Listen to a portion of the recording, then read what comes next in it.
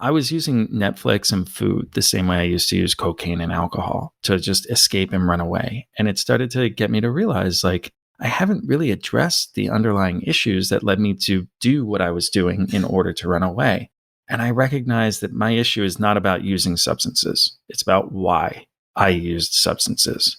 And it's about shame, a fear of not belonging, and a fear of not being good enough. None of which is unique to addiction, all of which is just part of being a person. Welcome to Salad with a Side of Fries. I'm your host, Jenn Trepeck, talking wellness and weight loss for real life. We're here to clear up the myths, misinformation, bad science, and marketing to teach you how to eat and how to cheat. Are you ready? I'm having salad with a side of fries. Hey there, welcome back to another episode of Salad with a Side of Fries. I'm your host, Jenn Trepeck. Now, this episode is going to be a little different. So if you join us often, you know that I like to discuss an issue or a challenge or a topic and what to do about it, right? Kind of that problem solution approach. Today, though, will be more of an interesting conversation through which I think you'll see an example of what it looks like to discuss our own mental health and support, both being of support to others and, asking for that support too. And all of this is because May 19th is Mental Health Action Day. So my dear friend who last year and this year helped prompt me to participate in Mental Health Action Day is here with us for this conversation. So Alex, welcome officially to Salad with a Side of Fries. I can't believe I'm here. I've been trying to figure out how to convince you to invite me onto this show since you and I met. And the fact that I'm finally here is just amazing. Thanks, Jenn. It only took like a year and a half. It's great. Whatever. It takes a year and a half. This is so cool. Thanks for having me.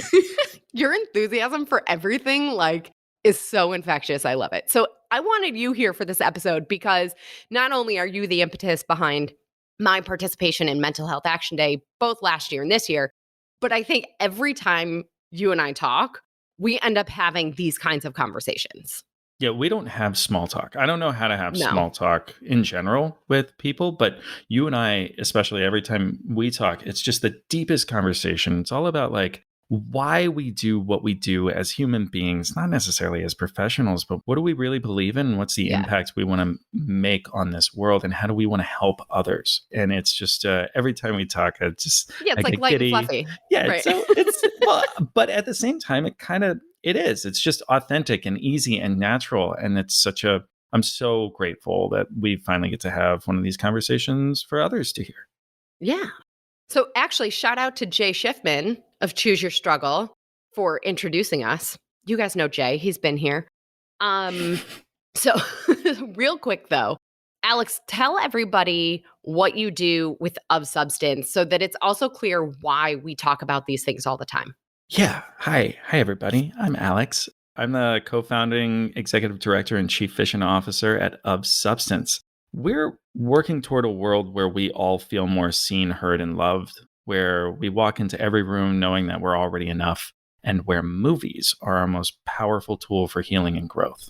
So we're an innovative nonprofit that's making premium, entertaining short films, many movies you truly like watching, from romantic comedies to thrillers, but about addiction, mental health, about trauma, to help all of us overcome the shame, the blame, and the stigma we experience in our struggles. And the thing about it is we don't just make these movies to watch online or they're available to watch online. But the biggest thing is we're turning these movies into that powerful tool for transformation. So we're building programs and designing curriculums that use these films in education, in treatment, in support, in prevention. And what we've figured out is how to turn movies into an approachable and captivating tool with the sole purpose to reduce shame, improve mindset, and abolish stigma for millions at a time. And so that's why Jenn and it's not about why we do what we do, is because we know that we're all struggling with a fear of not belonging, a fear of not being good enough, and deeper shame. Whether you struggle with eating disorders, substance abuse, with bipolar disorder, whether you have a child who is autistic, we're all just feeling a little isolated and othered. And so it doesn't matter if you're podcasting or coaching or making films. That's how we're helping people. But underlyingly, Jen and I always come back to just like that passion of that impact and how we can help each other. Exactly. Yeah. I love it. So that's Of Substance. You guys clearly see why Alex and I are here for this conversation. So really quick, before we get into it, members, your recipe this week is for instant berry banana slush. Some of you might refer to it as more of like a nice cream. So great ingredients for mental health. Plus, you like the nice cream thing. That. God. So great ingredients for mental health. Use it for a snack or a treat. Perfect for this season, right? Where maybe we're craving that ice cream or sweet thing that's cold and it's just delicious, you guys. And I'm also sending you a great article from our friends at Levels Health called How Do Glucose Levels Relate to Depression and Anxiety? So again, fitting for today's episode, really Awesome. interesting. And you want this recipe, you want this article, it's a great read. So here's what you have to do. Make sure you're a member. Go to glow.fm/salad with a side of fries. The membership is $10 a month, for which you get weekly recipes, a monthly article or tool, extra discounts from me and our partners, plus access to live Q&A sessions. All of this delivered to your inbox on Fridays for just $10 a month. It pays for itself because with all of the things you get, you save far more than that cost. As I always say, show yourself that your health is a priority with this membership. Plus, by being a member, you're supporting this podcast, this community, so that we can continue bringing you new episodes every week. All right, one more time. Go to glow.fm/salad with a side of fries, or just click the link in the show notes. That's easier too. Once you're there, you click support now, enter your email and payment method, click subscribe, and you're all set. That's it. Like 90 seconds to get this week's recipe for the instant berry banana slush and the article, How Do Glucose Levels Relate to Depression and Anxiety? So, Alex, in honor of Mental Health Action Day, which, by the way, shout out to, actually, before we do that, I do want to say, right, because we're going to sort of just have a conversation and not necessarily talk about some of those like physical, biological connections between mental health and physical health and that mind-body connection. We've done this a lot. So if you haven't heard the episodes, there's good food equals good mood, willpower won't power. Tick, tick, boom was an episode all about triggers. We did an episode called Your Emotional Pantry. That was an awesome interview. Your morning routine checklist. Our episode called #Pain Counts. Cravings. There's a lot here for you to tap into, a lot of those tools that are really sort of that physical connection between the mind and body. And we all know that I think actually part of the problem is that so often we think of them as separate things instead of all one thing, because mental health is health. We don't have true health and wellness if we aren't mentally, psychologically well, but that gets separated. Yeah.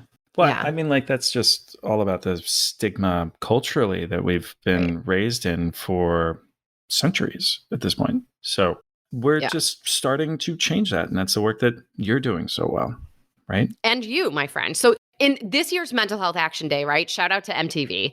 You're screening one of your films. No. I lied. We're making a new one.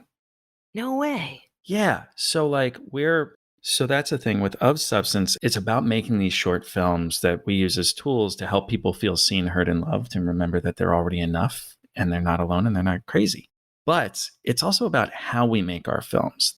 We're a nonprofit that makes our films by bringing together a community of film professionals and non-film professionals to bring stories to life that help us feel all of those feelings, right? To help us overcome shame, a fear of not belonging, a fear of not being good enough.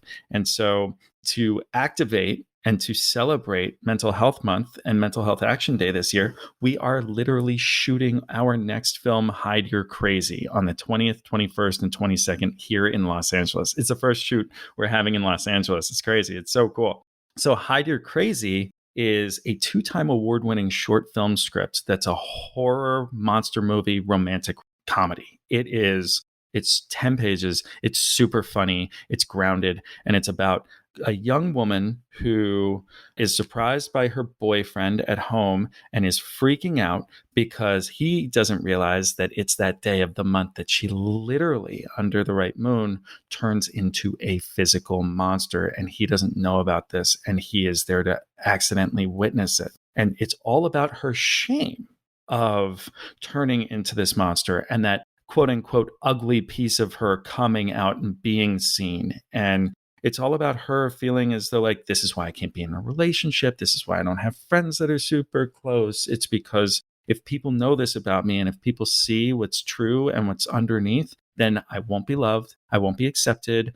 I won't be understood. Right. And so that's what this piece is about. That's what our movies are about. And so Yeah. Austin, who wrote this piece and is directing it, came to Of Substance and is a new friend who is just like, I need a production company to do this. You guys, I want this to be an Of Substance film. I know that you guys are creating the channels to make these films more impactful and to help people.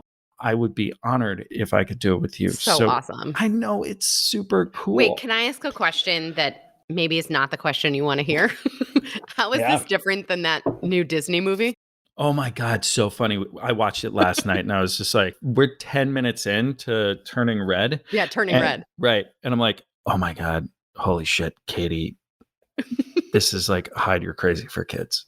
Like, it's great. But what's different about it is it's creepy. It's scary. So like what's really cool is because Austin won these global short film festivals for the script, it caught the eyes of some like Hollywood veteran talent. And so like the man creating the monster aesthetic, the mask and the prosthetics and everything is from the Emmy award winning team of Star Trek Discovery. And he's working on a really big film that you're all going to see soon. He's just That's like awesome. that guy. And so that's the guy making our monster. And then we have like the team for the post-production VFX worked on like Judge Dredd to Lord of the Rings. And then like our cinematographer is incredibly well established and everybody's just coming together inspired by number one, the creativity of the story, like the opportunity, but also just like the passion of it and the underlying story of it. And so well, I think that's the magic, right? Like the underlying story is that, okay, maybe you don't have that one day a month where you turn into a monster, but it's like, what's the thing that you're hiding that you don't want people to see? That's it, right? And that, so like the log line, go check out hideyourcrazyfilm.com and you'll learn all about it and you'll learn how you can support and get involved. We're actually raising $6,000 in the next 2 weeks to make sure that we can properly film this as best we can. So if you're interested, like please. But what we say is like on the surface, Hide Your Crazy is a wickedly entertaining monster movie full of humor, horror, and heart. But underneath, it's about the shame we all experience, our fears of not being accepted and understood, and our belief that we're not good enough. Like, that's what it is. By the way, wait, I'm going to make you say that slower because I think that is fundamentally what underlies all of our coping behavior. Yeah. Right? Say it again. Thank you for slowing me down. I'm always like speaking as though I'm always running out of time and I'm never going to be able to say enough. Thank you so much, Jen. You're so good at this. I love listening to your podcast. So I'm sober, right? Yeah. And I'm sober 4.5 years. I've been on this journey for 9. And it wasn't until about 2 years ago that I realized I was using Netflix and food the same way I used to use cocaine and alcohol to just escape and run away. And it started to get me to realize, like, I haven't really addressed the underlying issues that led me to do what I was doing in order to run away. And I recognized that my issue is not about using substances. It's about why I used substances. And it's about shame, a fear of not belonging, and a fear of not being good enough. None of which is unique to addiction, all of which is just part of being a person.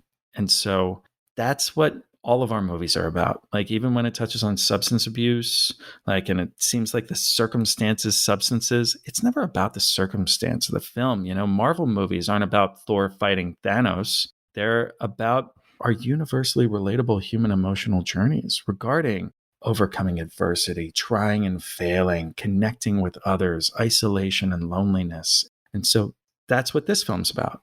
Yeah. And I think the point of our conversation today in general is to say, right, like this stuff is just very human. I heard recently someone say, and I'm still trying to decide if I agree with this or not. I think I mentioned this to you. Somebody told me that the underlying cause or the root of all addictive behavior is loneliness or the need for connection. I'd have to sort of like, I don't know, I got to keep thinking through it to decide if I fully agree. But I do think that, like, what you were just saying is the human part of this, maybe the subclinical part. Like, a lot of times when we think of mental health or addiction or whatever, it's like, well, where's the diagnosis? But I would venture that 99.9% of people, again, this is me making this up, this is not fact, but I think 99.9% of people probably qualify as subclinical, right? So below the level of having some sort of diagnosis, but living in this world looking for connection and experiencing shame and fear and those kinds of things But that's just it, and trying right? to cope Like, with it. yeah, I mean, we're all just coping, right? With like these very challenging emotions that we're experiencing on a daily basis and the highs and lows and the mania of it all. Like whether or not you're diagnosed bipolar, that doesn't mean that Right. you're not hopeless in the morning, filled with dread and fear of the day, and then hopeful by the end. Like this road, this journey, I can't believe I'm going to say this, but the journey of life is just so it's emotional. I mean, it is extreme and it's supposed to be, right? But like we keep trying to numb out, right?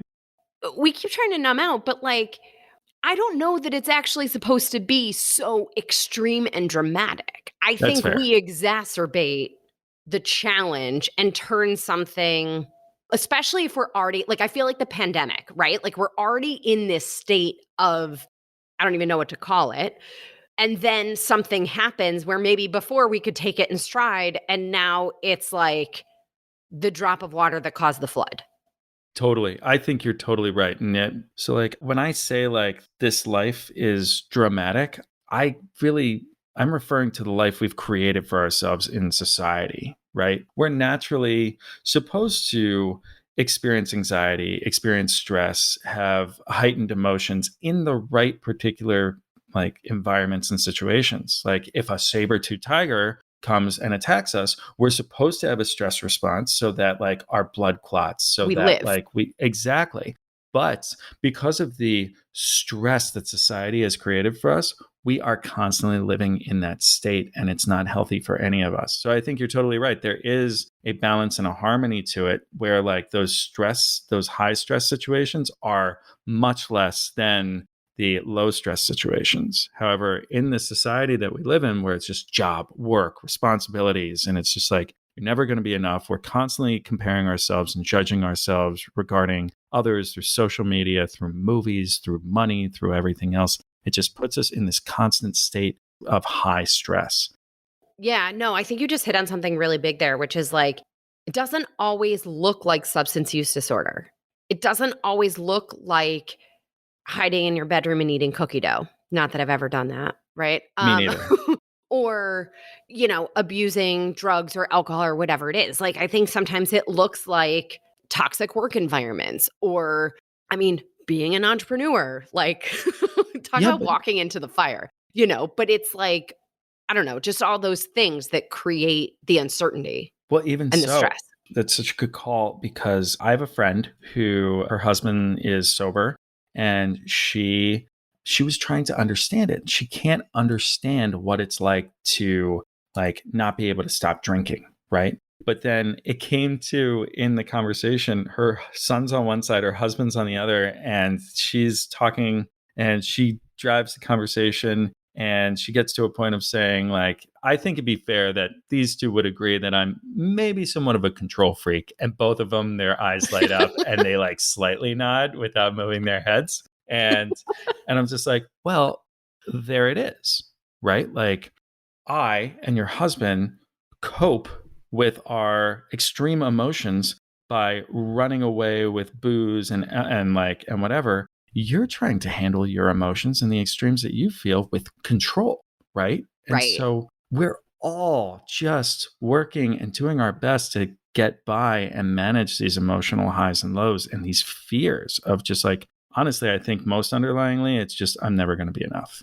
And Yeah. I'm letting everybody down from myself to everybody outside of me. And it's a scary feeling, you know? I The, don't even know that people even realize that that's what they're feeling, right? I think it goes back to even what you said of like, it's sort of not necessarily what the behavior is, but why we do that behavior, right? Because so often, like I've had so many clients who come to me where they've replaced one addictive behavior or counterproductive behavior with food. And a lot of times in me, I'm pointing at me for those who can't yeah. see. Right.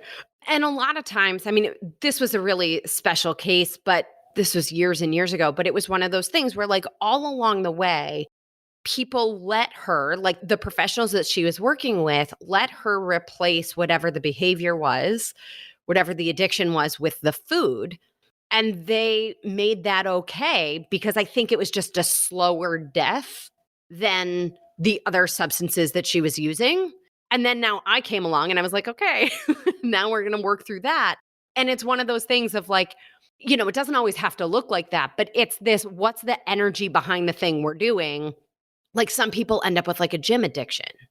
That's actually my example I use all the time. It's just like, what I like to say is it's not about what we do, it's about why we do it, right? So, like, so often coming out of substance overuse, I don't even know what we call it Hmm. anymore. But so often after like we're trying to quit drinking, we start going to the gym like crazy and we start going like mad. And so people are always just like, well, you just substituted one addiction for another. Have you really done anything? And that's not the question. The question is, well, how does it make you feel? Like, Right. why are you doing this? Because if you're going to the gym and you're going to forget about the things you're running away from, then that's substituting one addiction for another. But if you're going to the gym because it makes you feel good and it makes you feel happy and it makes you feel like you're growing and it makes you feel like you're challenging yourself, then no, you haven't. Like you're doing it for the right reasons. And so that's to your point about just like, hey, somebody is drinking and then they replace that with food and their family is just like, oh, well, at least it's not as destructive to our world and theirs and their health, then it's better. And then Jen comes in and it's just like, okay, what's the next step? I think that the biggest thing behind that, and this is what we talk about most at Of Substance, is that like we're so used to our expectations of success and failure are not Oof. serving us, right? This construct, it's construct success and Yes. failure. It's just like, if I'm either not drinking or I'm drinking, and that's it, right? As opposed to, did I drink less? Am I moving forward? Am I improving? Right? And it's just like, I like to use the example of, let's say I'm learning to juggle 5 dinner plates, right? And Monday through Friday, I drop every single plate. But on Saturday, I don't drop a single plate. I've learned how to juggle 5 dinner plates. Does that mean that I wasn't better on Friday than I was on Monday? Absolutely not. Right. That's what growth and progress looks like, right? And Right. I that's always say progress over perfection. what But I perfection. Right, but I think to your point, right, we have these expectations of ourselves. And so the piece is to and I think we're way better at doing this for other people and for ourselves. We can recognize it with other people to say, "Hey, but look at what it was on Thursday versus what it was on Saturday," right? Like we can see other people's progress, but in the mirror, we only see Yeah. is it this result? Right. And you're just like on Monday, you're just like, oh yeah, you're not gonna get this. But on Thursday, you're just like, oh my God, you almost had it.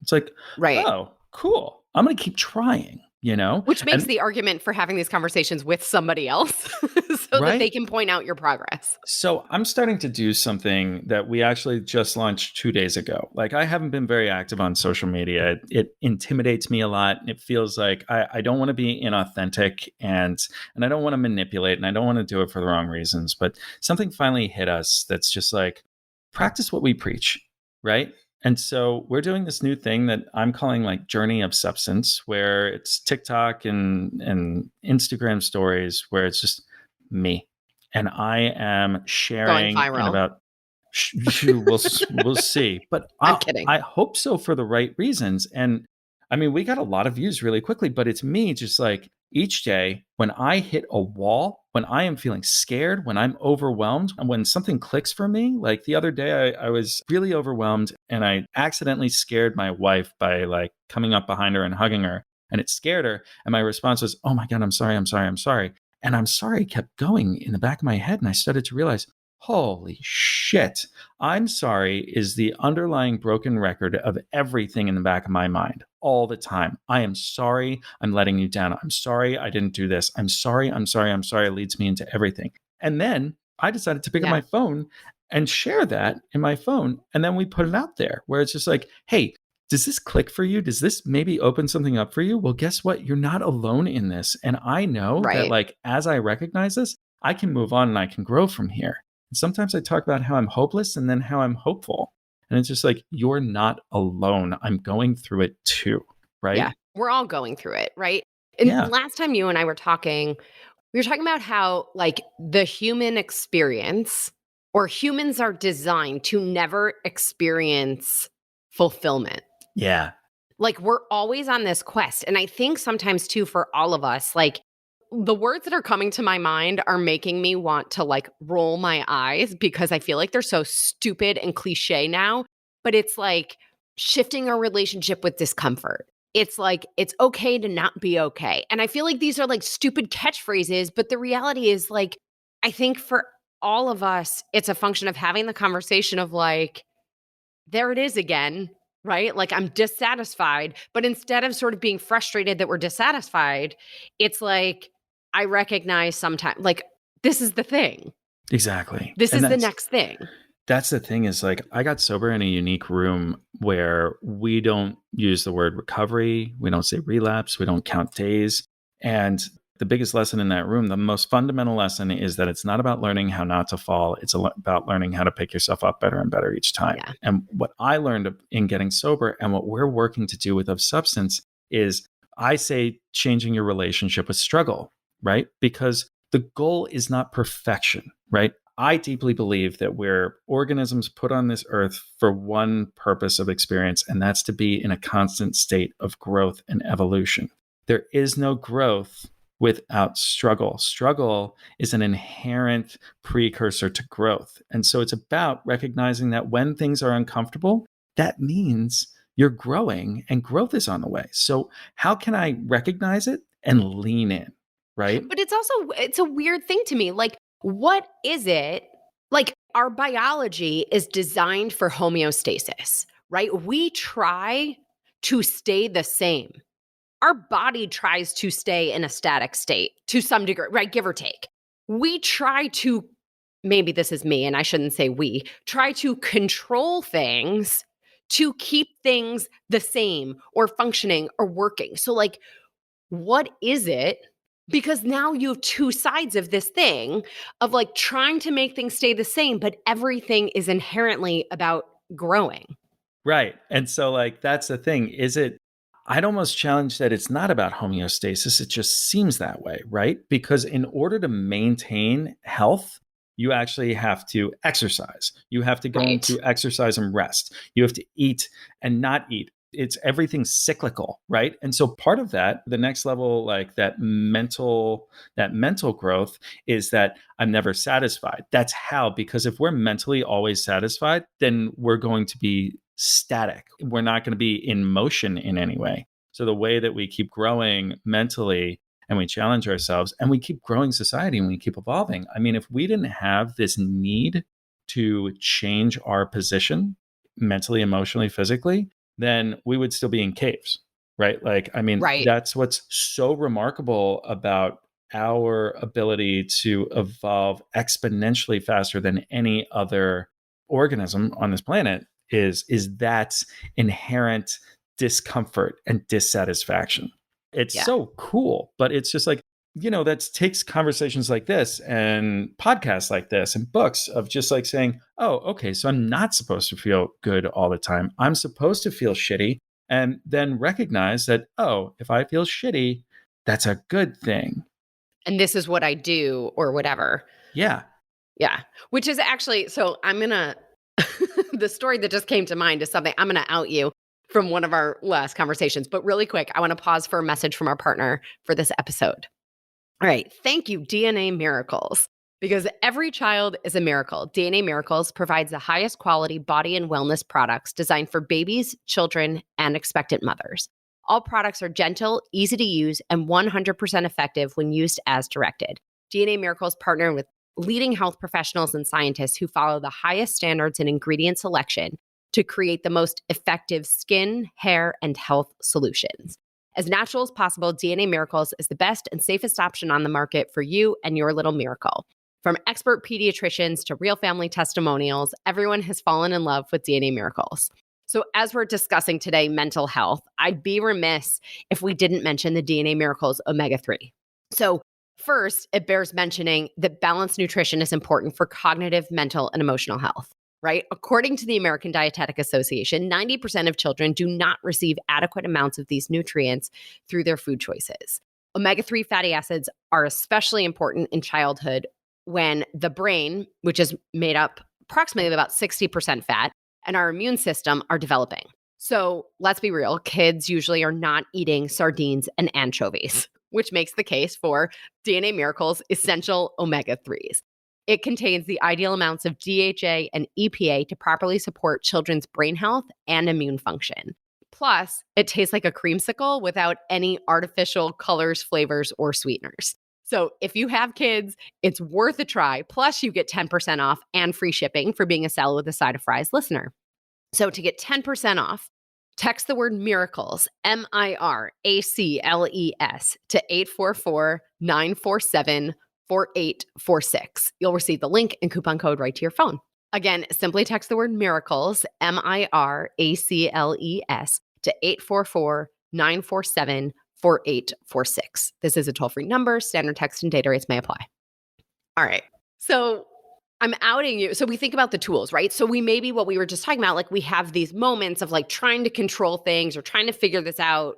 And so we're taught that like tools to help us be more conscious or aware or right, help us sort of shift from judgment to observation, right? To be present in the moment. And I feel like those things we think about like therapy and self-care but the big one I think in this space is sort of like meditation, right?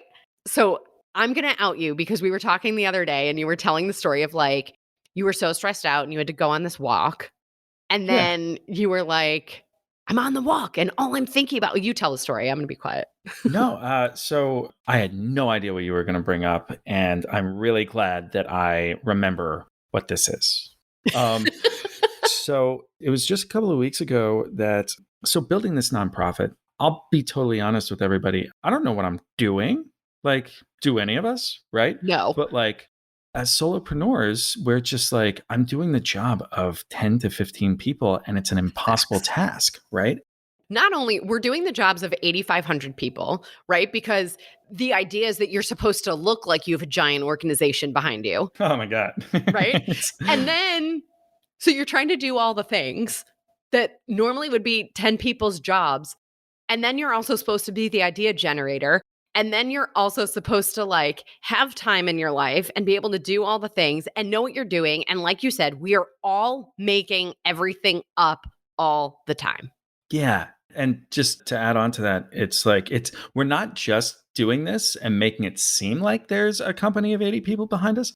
We have to, because like, Right. You have to deal with like making sure it's operating properly in accordance with the law. Yeah.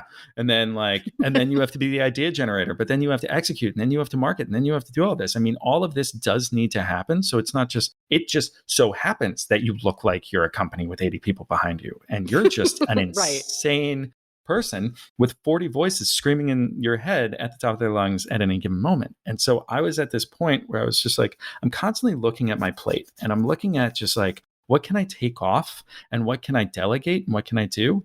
And I'm finally at a point after 4.5 years of starting to like really get better at that.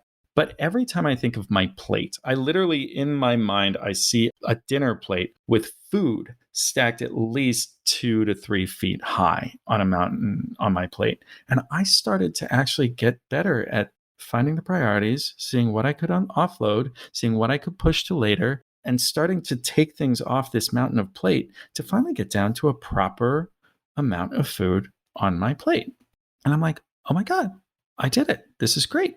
But then I'm still working on everything, and I'm working on everything, and I'm working on everything. And that's on the proper amount of food on the plate. But I know I need some time to walk away. I need some time to meditate. I need some time to do all this. And I start to recognize that even when I'm doing the things that I'm doing for my mental health, they weren't helpful, because the only things on my plate of my mind, the things taking up all the capacity, are of substance. They are my work. There is no room on that plate. The peas, the carrots, the potatoes, the meat, the everything is all of substance based. So there is no room. There's no mental, emotional, spiritual capacity for me for my family, my friends, myself, my own mindset, mental health. And so I started realizing, oh my God, I need to take more off of this properly weighted plate so that I can make space for myself. Right? That's what we talk about when we talk about making space for gratitude, holding space for certain things. And I got it in my mind. I mean, I get it theoretically, but I finally experienced that, where it's just like, do I literally have emotional space to actually sit and meditate and quiet and think of things that are not the job? And so I don't know if Wait, that tell resonates. Everybody also the story. It definitely resonates also, but tell everybody the story of when you went on the walk, you're like, I'm finally on the walk. And then you couldn't get your head out of thinking about work. Yeah. I mean, that is the story, isn't it? I know. I don't know how to tell it better than that. Right. I mean, it's really more just the meditation is what really bothered me. I take so much time and going for the walk or jumping in the shower. I know that even in the middle of the day, getting in a warm shower actually takes your body and your brain to alpha, which is great, and it's easing.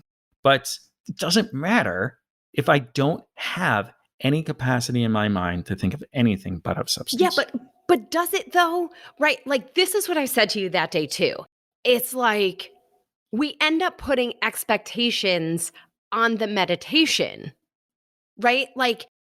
Oh, it's only right, in air quotes, if I'm not thinking about work. The walk is only worth it if I'm not. Who the fuck said that? Right? I think we put all these expectations on what the self-care is supposed to look like, or how meditation looks, or I remember when I first started meditating, I went to the meditation coach and I was like, so I don't know how to do this. I am not capable of this. Think about nothing. No, I need to be distracted to the point that I can't think about all the other things. And what, right? Yeah. And she was like, that's actually not the point of meditation at all. Right.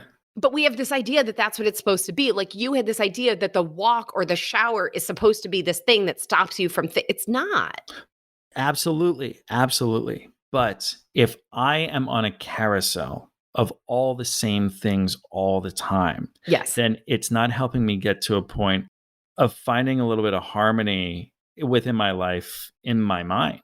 Right. And so I don't get to think about me and my vision of what I want, or my vision of my family and what I want for my family, and be able to be there for the people I want to be there for. I think you can. It's just a new practice, right? So when you're in the shower or when you're on the walk and the work stuff comes up, right? Because naturally it does. That's what's top of mind for us most of the time, especially as solopreneurs. It's the practice of meditation, the practice of the walk and all the things is A, it's a practice, right? And then B, it's the observation of, oh, funny, I'm thinking about work again. I'm just, okay, cool. I'm going to come back and just focus on, washing my arm in the shower, right? The practice is not to not think about the other things, but to notice that the other thoughts come up and just bring yourself back to something else to focus on. Absolutely. Right. And easier said than done. It is and isn't, right? Because this comes back to what we were talking about before, which is just our expectations of success and failure, right? Right. And so I'm sharing this as kind of where I'm at right now on my journey and what's recently opened up for me. There's going to be something else that opens up next week, and something else opened up this past weekend that blew my mind. And it's just it's not about getting it right the first time or ever getting it right. If Right. you are meditating or if you're in the shower and you're constantly thinking about work, that's where you are right now. And that doesn't mean that like you're not going to get to a point of meditating where it's a little bit easier, where you start to Right. realize that you're only thinking about work, where you're only doing this. It's about taking the time to be intentional with where you want to spend your thoughts, right? And how you want to invest your thoughts. But notice that it's just like, you don't have to be there already. The practice when it's Right. working, yes, Jen, I agree completely, right? But it's just like, it looks a little bit different today and tomorrow. And it's about like growth. It's about getting better at it. And it's about like finding a bit more ease. But it's like, Yeah. yeah, Well, and to that point too, I think the tools that work today and the tools that work tomorrow might be completely different. agreed. And like that's also a piece of this to figure out because we could so easily get frustrated that we tried the thing and it didn't quote unquote work. Yeah. And so, like, yeah, we were talking about this, how, like, just having a bucket of tools you can pull from, where it's just like, Yeah. instead of bashing your head against the wall in the shower where you're not like able to just like ease, it's just like get out of the shower, go for a walk. Walk's not working. Cool. Listen to a book on tape, call a friend, call your family, like watch a Right. movie, like go do It's that something to change just in change your state. state. Hi, Jen. How's it going? And then I if love that we something's both just not, said that. yeah, right. But it's just like recognize if something is not helping you change your state, go try something else, right? And I think the other part of this is I don't know why this just came to my head, but like the comparison, right? Like if this isn't working, try something else. And then we go, well, what should I do? We start thinking about what other people are doing or what we Or how think we're other people failing. are doing. Yeah. Right. And that's where this idea of failure comes in. Success versus failure is just like I'm Right. comparing myself to what I think it should look like. And that often comes from what I've seen from other people, right? Which, by the way, I talk a lot about comparison, especially when it comes to entrepreneurship and building business and things like that. And like one of the things I always say is like, we have an inappropriate comparison because we're looking at someone else's results and comparing it to our own process. Oh, dude. So my one of my best friends, I was having a really tough time last week, and he called me out of nowhere. He's like, I was just meditating and you popped in my head. I'm like, okay. He's like, are you okay? I'm like, no. How's it going? So we start talking and we're talking about results, and I'm talking about where I'm not yet, how like we haven't made the money we need yet, and we haven't done this, and we're not like the mechanism of constant content creation isn't going yet, and it just looks this way. And he's just like, Alex, my boss actually took my whole team through this really cool exercise where we talked about an iceberg. And I'm like, yeah, I know the iceberg, right? And Right. he's You're like, like, shut up. right. He's like, Alex, shut the F up. Just listen to me. So he sends me a picture of an iceberg, right? 1/4 is above water and 3/4 are below. He's like, so the quarter above water is what we're always looking at and what we're judging. Yeah. What if those are results, right? Yeah. But those are the least important thing, and they're the last thing you can control. So let's look under the water and think about this other 3/4 differently. And he was like, the bottom smallest portion is skills, right? Just like you got to have some skills, right? And you got to put them into action. But the biggest chunk in the middle is your state, right? What is your mental state? And then the top, like smaller one is action. So what it takes is just like what I can control on a daily basis is just like, Right. that's what actually matters. The results are just a happenstance. The results just come about, but it's just like, who do I want to be today? How do I want to feel? And how do I want to approach? The results will come, but we're Yeah. always just looking at how we're not doing well because the results aren't there yet, as opposed to focusing on how we are doing well because I'm doing what I said I was Right. going to do and what I want to do on a daily basis between If my we focus, skills. I say to people too, like if you fall in love with the process, the results are inevitable.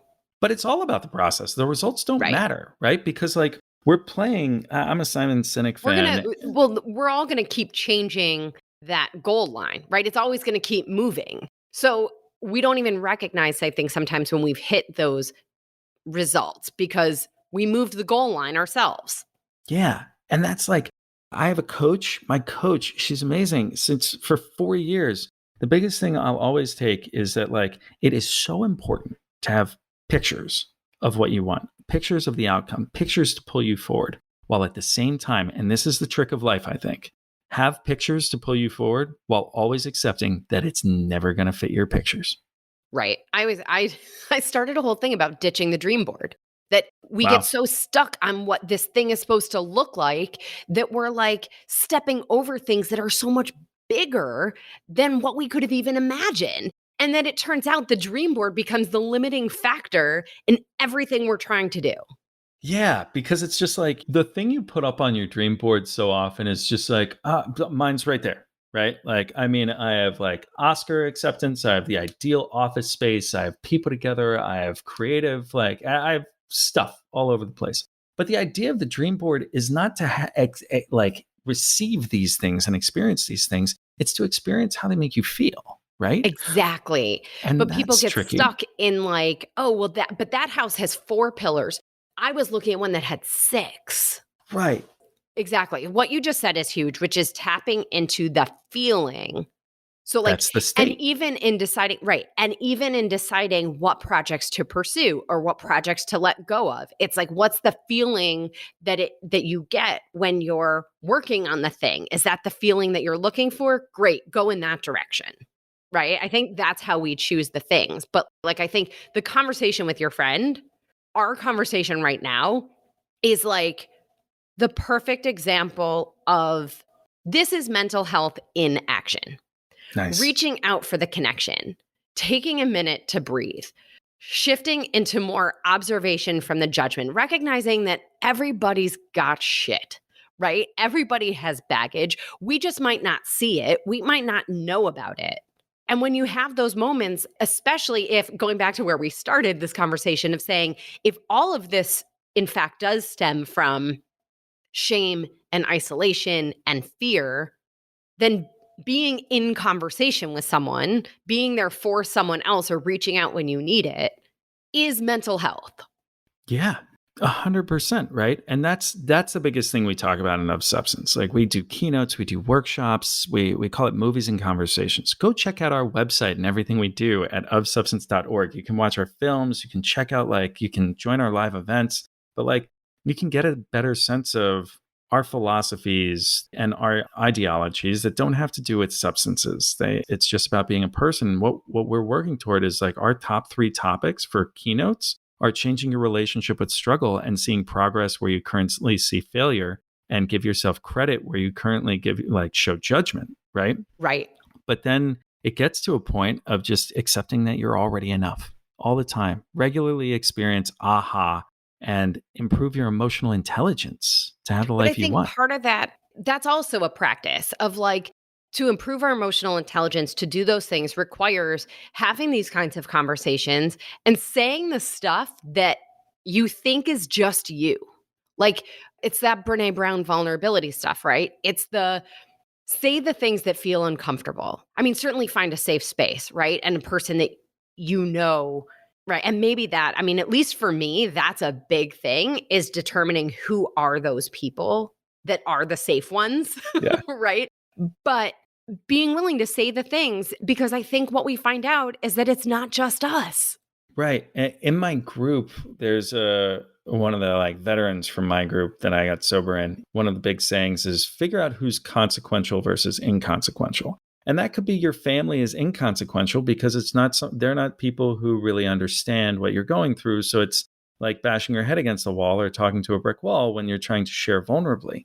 This is kind of what I'm doing with the social media. It's just like I'm Totally. taking it to the next level and I'm just going to be vulnerable with the planet, right? Because and what I noticed, and this is one of my next posts, is that every time I'm feeling shitty and hopeless and lost and overwhelmed, and I decide to record one of these things, I actually feel so much better. And I go back to working and I have clarity. And I'm Yeah. not even talking to anybody specific and getting feedback, but just by releasing that and giving it away, it helps You let it me go. so much. And this is a new tool of mine in the past week. And I want to share it with the world. And I want to encourage the world to share as well.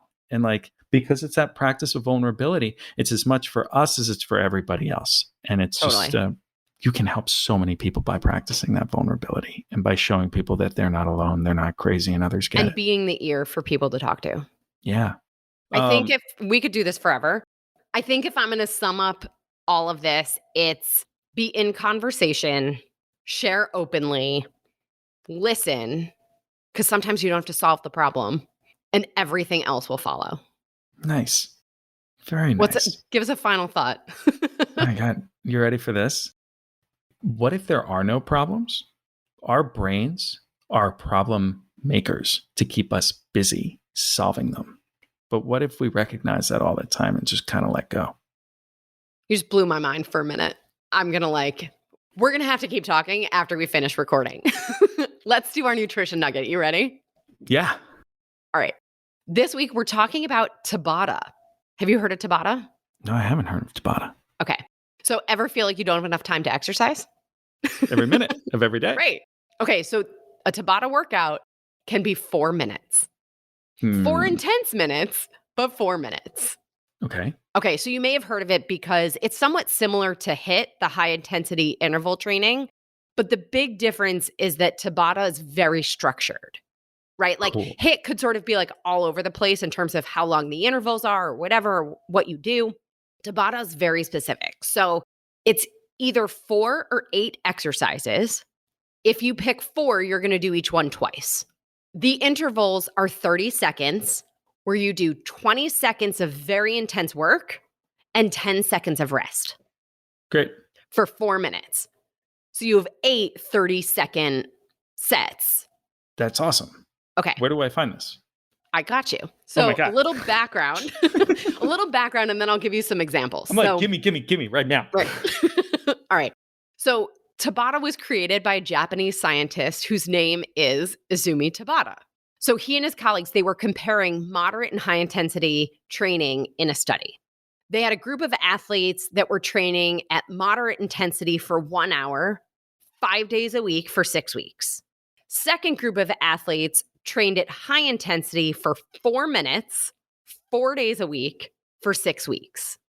Okay, their 4 minutes consisted of those 20-second intervals with 10 seconds of rest for 4 minutes. Keep in mind, though, the 20 seconds was all out intense training. They measured it at 170% intensity. So at the end of the 6 weeks, the moderate intensity group had a 10% increase in their VO2 max. So the maximum oxygen uptake, which is how they sort of measure like aerobic fitness. While their anaerobic system, their muscular system, did not improve at all. The high intensity 4-minute workout group increased their VO2 max by 15%, and their anaerobic system increased by 28%. So the thinking is that the intensity of the Tabata workout creates the EPOC effect, the excess post-exercise oxygen consumption. So it's that afterburn, right? So it occurs immediately after the workout, which means you keep burning. So these workouts create that effect that can improve the athletic performance, also improve glucose metabolism, and support fat burning. According to Cleveland Clinic, a hard-pressed finding another workout routine that builds as much cardiorespiratory endurance in as short of a time. Studies have shown that devoting a few minutes to Tabata increases cardio and strength more than devoting far more hours to moderate intensity workouts. Okay, there was a small study in 2013 where people did a 20-minute Tabata session consisting of body weight and plyometric exercises and saw improved cardiorespiratory endurance. Plus, they burned more calories than the usual rate during normal exercise. So a little caveat to this before I give you the examples. This is not an easy 4 minutes. It is intense, and intensity contributes to those outcomes. So it's a great choice if you don't have a lot of time. It's 4 minutes that gets aerobic and anaerobic workout, right? Your strength training and your cardio. I've also seen people, like we said, sort of repeat those 4 minutes to do 20 minutes. You could also do the 4 minutes a couple times a day. Feel free to start at 4 minutes once a day, right? And also, you don't need to do it it's like 1 or 2 days a week. This is a great way to change it up. I will say, I think one of the hardest things is A, the accountability of that intensity, and B, keeping the time. Like that timer for 20 and 10, like you don't want to waste the time to like keep resetting it. So maybe find a buddy and you do 4 minutes and they time you, and then they do 4 minutes and you time them so that somebody else is managing the clock. I don't know, just an idea. Also, please, I feel like I have to say this. If you are not cleared for intense exercise, work your way up to this, right? You want to make sure that you can do the exercises with the intensity and without injury or harm. So also, if you hate it, don't do it. Like, try it, but if it sucks, stop. So if you do want to try it, I got you. So here you could do 4 exercises, each one twice. You ready? High knees, hold a plank, do a kettlebell swing. You could also use like a dumbbell, and push-ups. So you have those 4 exercises, 20 seconds on, 10 seconds off. You do each one twice. That gets you to 4 minutes. Okay. If you want to change it up, or instead of doing, the 4 exercises, if you want 8 exercises, other popular moves or exercises that go with Tabata: skate lunges, mountain climbers, burpees. I hate burpees. Yeah. I feel like there's nothing worse than burpees. Squat jumps, jumping jacks, and crunches. All right. Cool. Yeah. So if you want to give it a try, you can do 4 or 8 moves, 20 seconds on at max intensity, 10 seconds of rest. You could also just Google Tabata workouts and get a whole bunch of examples. And I think, right, to wrap this up, as you're thinking about your fitness, your overall wellness, and you feel like you don't have time, remember that you could always do a Tabata workout. It's 4 minutes. That's awesome. I mean, awesome. It also it inspires me and gets me excited to wake up in the morning and do a 4-minute intense thing, because I don't want to dive into and I always fall off because it's just the time. And even when it gets to less and less and less, 4 minutes is awesome.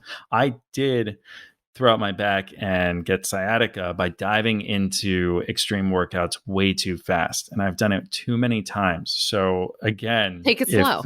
Take it slow. It's really important to just build up to it. It's not about doing it perfectly the first time. Do different exercises that you are very comfortable doing for the Tabata, and then work up to some of the others. Yeah. Awesome. It's awesome. Well, Alex, thank you again for being here today. Thanks, Jen. Thanks for having me. Thanks for everything. Thanks for everything you do. Well, thank you. I appreciate you so much. Can I give a little plug? Yeah. Everybody, we are shooting Hide Your Crazy on May 20th, 21st, and 22nd. We are hoping that you can join us and be part of our impact. Go to hideyourcrazyfilm.com. Check it out. There's opportunities to follow us, to share, to donate. We'd love for you to be part of our impact. And go check us out at ofsubstance.org. Watch our films, learn more about us, join our community. We're looking for your stories to inspire our next films and more. Thank you so much. I really appreciate it. Absolutely. And you'll find me at Jenn Trepeck, JENNTREPECK, on all social media. Website is asaladwithasideoffries.com. Reach out, send us any message, your key takeaways, your ideas, any questions. This is also the easiest way to learn more about working with me directly. I'm also inviting you to become a member. Go to glow.fm/saladwithasideoffries to show your support for this podcast, this community, but most importantly, support your health. You'll get this week's recipe for the instant berry banana slush or nice cream, and the article, How Do Glucose Levels Relate to Depression and Anxiety? So until next week, remember, mental health is health. And perhaps the best thing we can do is just talk about it to ourselves, to each other, to professionals or coaches who can then help guide us, because none of us are alone, no matter what we think. Well, friends, that's it for today's episode of Salad with a Side of Fries. Congratulations for making yourself and your health a priority. Thanks so much for joining us. Be sure to click subscribe or follow on your favorite podcast platform. Share us with a friend, and we'll be back next week. Always remember, you deserve it, and you are worth it. Happy healthy.